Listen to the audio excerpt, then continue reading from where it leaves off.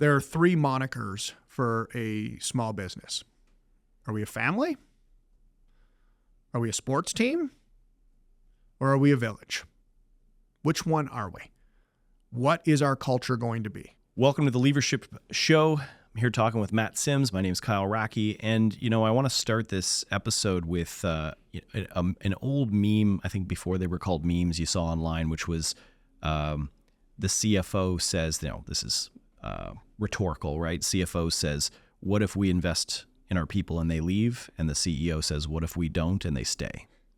Right? So, and that's what I think we want to talk about today is how do you, when you've got good people on your team, how do you make them better? And how do you make sure that they stay within your organization, they grow, they develop? This is maybe an area of some businesses, especially ones that are technician-led, health practitioner businesses where they don't have time to put this kind of effort into growth and development of their people because they're so focused on taking care of their clients. So this is what we want to talk about today. Yeah, it's probably the single most difficult thing to do as a small and micro business is to put in place growth plans for your people.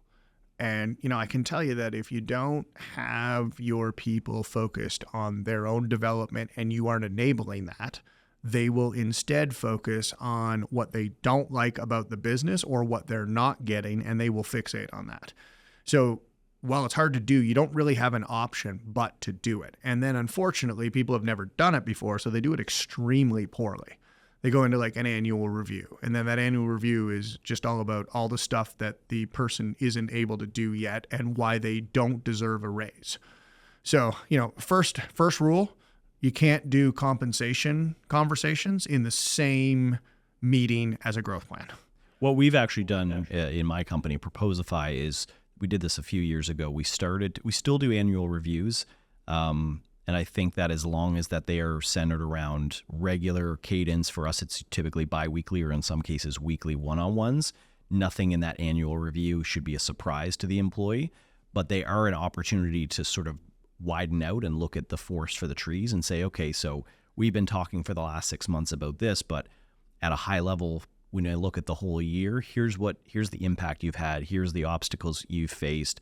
Here are, 2 or 3 core skills I want to see you as your manager develop over the next year. And then we can, that's a written review that we talk about. The annual performance review is completely separate from compensation review. And the compensation review happens around budgeting season in November. And that's purely a matter of, has your performance been so out, above and beyond doing things that we wouldn't expect, that we want to give you a merit-based review, or we just really want to keep you because you're amazing. And so we want to give you more than expected. And what is just COLA, right? Cost of living increase. But that conversation happens completely separate from a full annual performance review. Yeah. And I don't want to get too far down a rabbit hole here, but cost of living increases, small business owners cannot afford them unless we've also had productivity increases. And this is something that, is a reality that small business owners have to be able to communicate to their people. They say, look, because the cost of bacon and eggs went up at the grocery store doesn't mean we made more money last year and we can afford more money. So this is all the more reason to get your colleagues involved in the improvement rate of the organization so that we can all make more gross margin per week so that we can reinvest in growth and development and compensation. And those are connection points that so many small business owners forget to make. The people come in, well, I worked hard. Yes. Okay. And I don't mean to sound callous, but that and $5 will get you a coffee. Like, working hard doesn't matter to the degree that maybe it used to, right? We got to work smart as a team. That's difficult too, because it's not just about individual performance. So let's talk a little bit about growth and development plans. I mean, you got to really decide what position you're taking as an organization. There's 2 things I need you to decide. One, I need you to decide that competency framework, because you need to be able to clearly articulate the type of skills that you want your people to acquire in order to deliver value. The clearer you can be about that, and the clearer you can connect where they need development to access to how we're going to help them to develop, the easier it is to have the review. And ideally, we're co-creating this plan. We're both excited by it. We know the areas we want to develop, and we're supporting each other towards that, anchored by those, bi-weekly one-on-one meetings with their manager. The other thing I need you to decide as an owner, there are 3 monikers for a small business. Are we a family? Are we a sports team? Or are we a village? Which one are we? What is our culture going to be? Because if we're a family, we don't normally fire our uncle, right? And I hate family as a moniker for a business. It's just, look, it's not fair to the people involved in trying to create that. And then the debate becomes, are we a high-performing sports team or are we a village? And that's an important decision to make because it'll inform your growth plans. If you're a sports team, I really only care about your contribution at work, and I'm going to drive that contribution. Yes, I care when you have moments in your life that I need to be there support, funerals, that kind of stuff. But I'm not really worried about the seasons of your life. There's an expectation you're going to show up, you're going to deliver at a certain level consistently. And Netflix is a prime example of a high-performing sports team. They've got the famous culture deck. If you haven't seen the Netflix culture deck, go get it, download it. It basically tells the story of what they went through and how they came out the other side. Patty McCord writes an awesome book on how they maintain that culture. Great. Hastings has one as well. Reed Hastings, and so does Mark Randolph. There's 3 great books on Netflix from 3 perspectives that basically talks about how they got to that culture. And look, I don't have any. Amazon's a high-performing sports team. That's especially in their executive level and going. That's the culture they're building. And we can lament it from the outside if you want, but that's not your job. Your job as an individual is to decide what culture you want and go find it. And your job as a company is to be as clear as possible. This is this remote, hybrid, in-office debate too, sports team or village. Yeah, if you want to join a family culture where nobody ever gets fired, even if they're terrible at their job, then go do that. But that's not going to be Netflix or Amazon if you go there. So don't go to one place and expect a different culture. So your job, I think, as an employee is to decide what you want. And look, I am, you make the joke like you're involved in a whole bunch of businesses, and I am. And we have some cultures that are high-performing sports teams, and those are different cultures and different review processes than the one that we run at Simplicity. At Simplicity, we're more of a village. So we're going to go through the seasons of life with you. We want to do whole person HR. We're looking at how many bucket list items people are knocking off and all that kind of fun stuff. And look, it's fun to do. It's really onerous.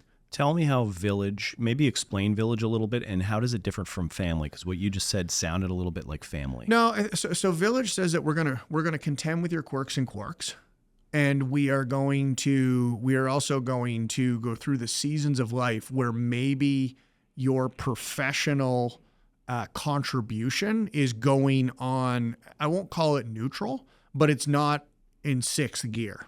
It's not in my world, there are 4 burners in life, right? There's personal, professional, family, and community. Okay, so family and close relationships. And you can't have those 4 burners on hot all the time. So in a high-performing sports team, the burner of professionalism and your professional contribution is on hot. That is the only acceptable part. And the minute that you want to sort of put that into maybe 3rd gear for a period of time, you just had a kid, whatever it happens to be, your company doesn't care that you just had a kid. That's not the culture they have.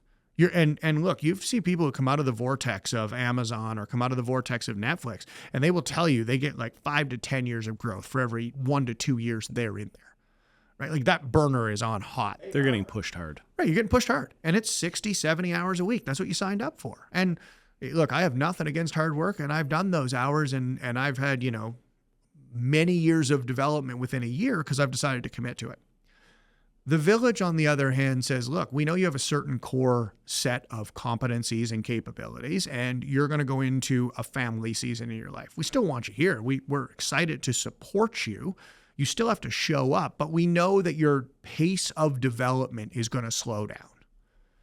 You just don't have the hours you had before to contribute solely to professional. You're not going to work a couple nights a week on this. You're probably going to, you got your kid to pick up at X time.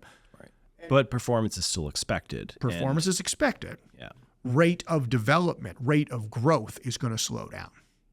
And I think a village says, I'm going to go through seasons and I'm okay. It's much harder actually to manage a village because people get raises at different speeds. Some people come into the organization and leapfrog other people who have been there for a while simply because pace of development is faster and they're willing to.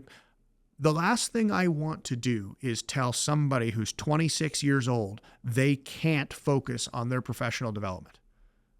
I'm not going to do that as an owner, as a boss. If that's what they want to do, if they want to get ahead, if they want to benefit from the compounding impact of getting 10 years in 1 year, I'm going to support them. Am I going to caution them a little bit on burnout and what might happen? Yes. Am I going to monitor a little bit? But am I going to stop them?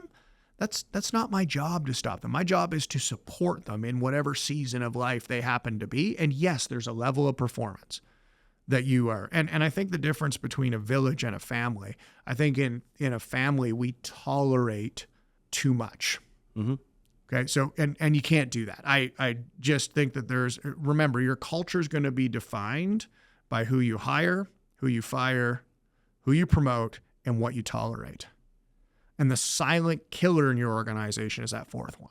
What you tolerate shows the bar for everybody else on the minimum performance you can show up and execute on and not get fired here. So you really have to watch out for that tolerate level. Once, my previous business, we had a contract with a government department, a municipal, and it was around retraining them because we were, our skills were more modern than the web team within this particular government department who ran a municipal website. And so we were coming in, I think, every week or 2 weeks for a couple of months to actually teach them these new skills and this new technology. The amount of resistance I got from people within that who were so quote unquote web designers and web developers who basically their skills came from decades ago and they never retrained or leveled up. They didn't want to know, and they were pissed that we were there. There was a couple people who were, a little bit younger and really excited to learn, and they were soaking it all up. But the majority were kind of like, I dare say, older people who just didn't care, and they knew they could never get fired. Yes. Right? If this was, I would think that this would probably be the description of a family type of atmosphere. I think of like, I have a neighbor who's in insurance, and he says like nobody ever gets fired. It's like, nobody's been fired for 10 years. Like, it just doesn't happen. And I can't possibly believe, like, sometimes people brag about it. It's actually, I've done it before. Oh, this is great. We've been around for 3 years and no one's ever left. No one's ever get fired. That's not a good thing. It's a very bad thing, actually. Right. It's a very bad thing. If you have, because you don't inject any new blood into the organization, you aren't having the hard conversations. There's very little chance that you are effectively driving a good culture around growth and development and performance if no one has left and no one has been asked to leave in a 3-year run rate. Just through the course of having this conversation made me realize that Proposify is actually a village. I think it started as a family, and then we after a couple of years realized the error of our ways and tried to get to sports team. I don't think we actually ever got to sports team. I think we actually became a village because we are not it's not a cutthroat culture, but it is very much a high performance culture. And you can have a high performance village. It's so much harder to manage and lead. I know because some of the companies I have ownership in are sports teams. Those are way easier. Because look, we show up, we put in the hours, you show up, you put in the hours, you grow at a certain pace, you bill at a certain pace. If you don't, this is not the place for you. And look, I think being clear is being kind. And I think that's what people miss. Now, when we get to individual growth plans, there's a way in which you can execute those where what I want you to bring together is 3 things. I want you to bring together psychological safety so that we can talk about team performance issues, individual performance issues. I want you to bring together radical candor so that I am speaking honestly about those issues. So I need the psychological safety in order to have the conversation. I need radical candor in order to engage in the conversation. And in order to engage in those conversations, I need to have abided by Gottman's magic ratio in our relationship between boss and employee. And when I talk about Gottman's magic ratio, if you've never heard of it, he writes a book called The Relationship Cure, basically studied what high-performing couples and how and what defines them from others. And he had like an ability to call divorces. And, I'm going to get the stats wrong here, but something within like 70 to 80% accuracy, whether a couple was going to have a divorce just by the way they interacted for an hour. Okay. And he translated that over to the work environment. The Gottman's magic ratio is this. I need, and as soon as I say it, you'll go, okay, I've heard of this in different ways. I need to say 5 positive things to someone, positive recognition, etc., for every one perceived critical conversation I'm having. This is that why sounds like a shit sandwich. But it's not a shit sandwich. I'm not doing 2, 1, 2. What I'm talking about is 5 are over here, and I can have this one conversation over here. Right. I'm not. So when you do have the hard conversation, you aren't covering it in sort of fake positives. I don't want fake positives at all. What I want is enough authentic positives to have gone on over the time we've been working together that when I need to have the discussion, I have the emotional bank account built to have a hard discussion. Because the reality is, if all I ever do is have hard discussions, do I do anything of value here? Is what the employee starts saying. And so this is what high performers, and I had to learn this lesson the brutally hard way. Because I'm processing stuff fairly fast. I'm going at a clip. I'm seeing gaps. I'm talking about gaps. You can't just be gap go, gap go, gap go. There's people you interact with on a regular basis. They need to know you value and respect the work they do, and they need to hear it. And you can't, honestly, as long as it's authentic and as long as it is. Whenever I talk about giving feedback, giving compliments, it can't be vague. It has to be about an event you saw and why you admired it. And the more specific, the better. The more specific, the more meaningful. And I always ask leaders, are you baking in time in your day to catch people doing things well and commenting on them? Are you taking every opportunity to tell them that you respect the way they showed up in that meeting, that you admire what they did in that instance, that you're very happy with the work they produce? Are you doing that? Because so often, at least for me, I was all those things and not articulating them. Why? Why am I hoarding compliments? Why am I living in this world where that's their job, they need to do it? Or that, there's a lot of people who lament that, and they lament the next generation. Hey, they need too many medals and all that stuff. Look, tires pumped. Yeah, tires pumped, all that stuff. There's nothing wrong with pumping someone's tires. I mean, think about the moments in your life that sort of changed direction for you, where someone from the outside that you valued gave you a compliment that amplified your sense of confidence or self-worth. If you look, we all have a lifeline where we can see that. You as a boss have the number one opportunity to do that.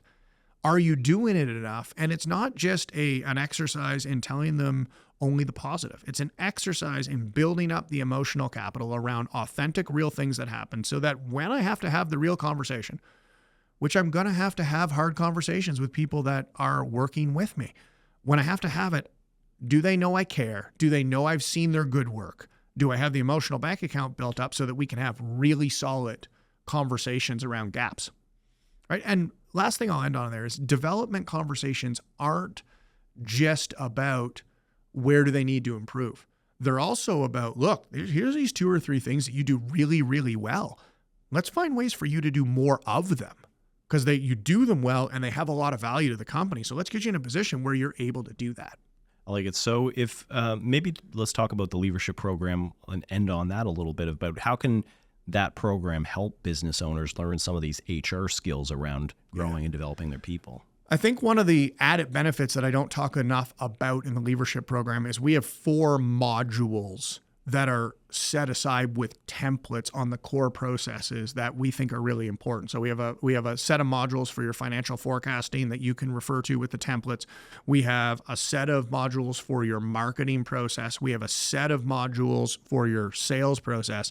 And finally, the one we've been talking about here today, we have a set of modules for your HR processes. First, from the organization's perspective, how do I build a competency framework? How do I look at succession plans? How do I look at single points of failure and big risks in the organization? And then from the other perspective, how do I do a growth and development plan? And so we have all the templates ready for you. We have the small videos. If the number one constraint you have in your business is getting into a run rate around growth and development with your people, those templates come with the Levership program. And the real crux of the program is about identifying those constraints. Because maybe it's not an HR process, but the value of the program, this is a 12-month program that's cohort based, is being able to identify the thing that's holding your business back, so you're not working on the wrong problem. And we've talked about this in a number of episodes. It is more important to spend a lot of time to get to the right problem defined at the right level. Once we do that, the solution almost writes itself. Cool. So if you're interested in that, check out levership.com. There's more information about the program, and you can apply to get in the next cohort. And that's all we've got for this episode.